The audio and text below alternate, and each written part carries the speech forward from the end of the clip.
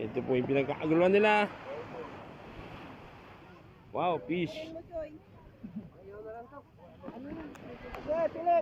Isdang dagat.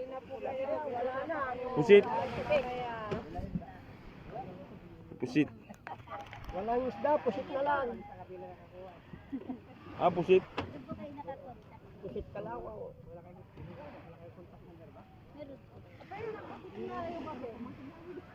Hindi, mga tingin lang. Ilang kilo po sa Hindi, titingnan ko lang.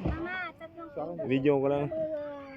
Ante, pahingi akong plastic. Pagkano isang kilo? 150 po. Hindi. Meron kami ganun.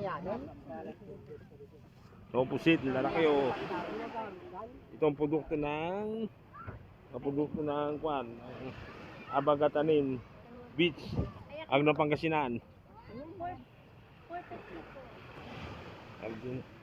Hindi ko yung isda. Pang-ulam na nila. Ang tawag din sa isda na to? Tingin na lang po. Haba, no?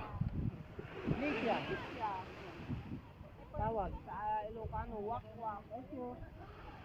Ay! Magkano ganito? 150? Pang-ulam na. Pwede lang panangalin mamaya at saka hapunan.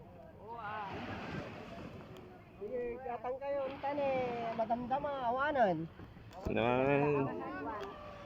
Panggalatot yung mga salita dito. Sa Ilocano. Ah. Kasi hinani isang cellphone eh. Pinagawa ko. Wala akong ganong gamit na kanina iwan eh. Ito sira din to eh. Yung camera, yung pangalawang camera lang gumagana eh. Maganda naman yung Eh.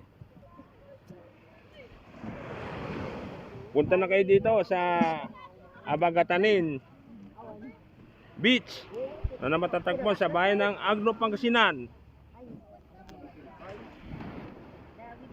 Bunan natin video natin mabundok.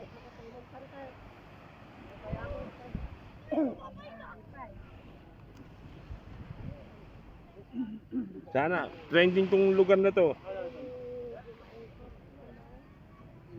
Wala kasi akong pan-live, wala akong load eh.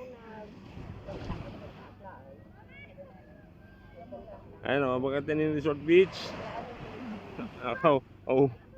Ano yan? wak-wak po. Alam mo po. Para sa 1 million views.